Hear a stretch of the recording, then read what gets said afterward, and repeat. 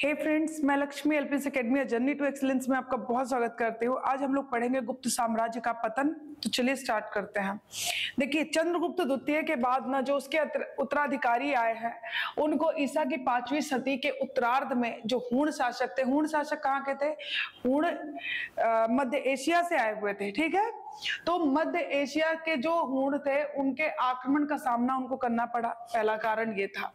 Starting में, आरंभ में गुप्त शासक जो स्कंद गुप्त थे ना, उन्होंने काफी हद तक प्रयास किया भारत में इनको आगे बढ़ने से, हूणों को आगे बढ़ने से। जैसा कि लिखा हुआ है कि आरंभ में तो गुप्त सम्राट स्कंद गुप्त ने हूणों का भारत में आगे बढ़ने से रोकने का प्रयास किया था। ठीक है, लेकिन प्रयास करना और उसमें दोनों अलग बातें। देखिए, जैसे हूण लोग क्या थे? बहुत शक्तिशाली थे। मतलब ये घुड़सवारी में पारंगत थे एकदम। ठीक है, बेजोड़ थे। तो हूण लोग घुड़सवारी में बेजोड़ थे और उत्तम धनुर्धर होने के कारण ऐसा बोला जाता है कि ना केवल वो ईरान पे बल्कि भारत में भी विजयी हुए होंगे। और 485 ईस्वी, अब देखिए 485 ईस्वी में आकर हूणों ने पूर्वी मालवा और मध्य भारत के एक बड़े हिस्से पर अपना आधिपत्य जमा लिया था, अपना कब्जा कर लिया था। देखिए, ये क्षेत्र तो गया। पंजाब और राजस्थान जैसे जो बीच के इलाके थे ना, उसको भी अपने अधिकार में कर लिया था हूणों ने। ओके, अब देखिए, मध्य भारत के बड़े हिस्से पर अपने मध्य भारत का बड़ा हिस्सा जो था उसको अपने कब्जे में कर लिया। पंजाब, राजस्थान जैसे बीच के इलाके भी हूणों के अधिकार में चले गए। आगे देखते हैं मालवा। अब मालवा के थे औलिकर। मालवा के औलिकर सामंत वंश के यशोवर्मन ने ये हूणों को ठीक कर देंगे। यशोवर्मन ने क्या किया? जल्द ही हूणों की सत्ता को उखाड़ फेंका और साथ ही जो गुप्त शासक थे ना, गुप्त शासकों की सत्ता को भी इन्होंने ललकारा, इन्होंने चुनौती दी। नाम था यशोवर्मन। ठीक है, औलिकर सामंत वंश के यशोवर्मन ने जल्द ही हूणों की सत्ता को उखाड़ फेंका और गुप्त शासकों के सत्ता को भी चुनौती दी और पूरे संपूर्ण उत्तर भारत पे इन्होंने क्या किया? अपना प्रभुत्व स्थापित कर लिया यशोवर्मन ने। और इसी के उपलक्ष्य में यशोवर्मन ने क्या किया? विजय स्तंभ भी स्थापित करवाए, खड़े करवाए। ओके, 532 ईस्वी में। आगे देखिए, करद सामंत।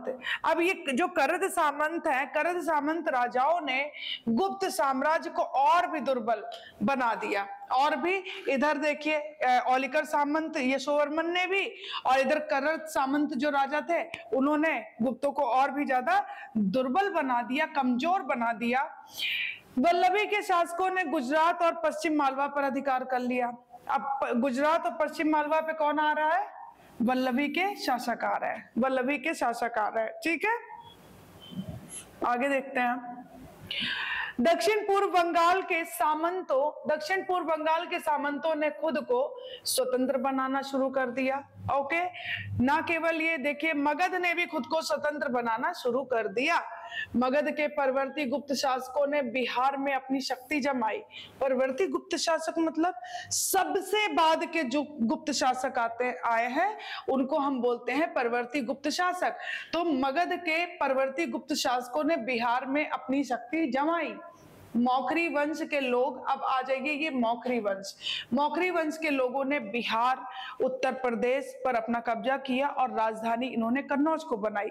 जब आप पुष्यभूति वंश पढ़ेंगे तो उसमें जब आप देखेंगे कि हर्षवर्धन, राज्यवर्धन और राजश्री, ये तीनों, राजश्री हर्षवर्धन की बहन है ना, तो राजश्री का विवाह हो जाता है मौखरी वंश के शासक, नाम होगा उनका ग्रहवर्मा। और जब ग्रहवर्मा मारा जाएगा ना, तो ग्रहवर्मा की फिर हत्या हो जाती है ना। और उसका बदला कौन लेता है? राजश्री का बड़ा भाई, नाम होता है उसका राजवर्धन। और राजवर्धन को कौन मारता है फिर? शशांक का नाम सुना है? बोधि वृक्ष वही कटवाता है, शैव धर्मानुयायी होता है। खैर, हम वहां पे बाद में पढ़ेंगे, यहाँ पे सुनिए। मौखरी वंश के लोगों ने बिहार और उत्तर प्रदेश पर कब्जा जमाया और राजधानी कन्नौज को बनाई। कन्नौज को लेके बड़ी लड़ाइयां हुई हैं। इत्र नगरी बोलते हैं इसको, महोदय नगर बोलते हैं, काव्य कुंज बोलते हैं। वर्तमान में उत्तर प्रदेश में है, आपको पता है। और दोआब क्षेत्र है ना।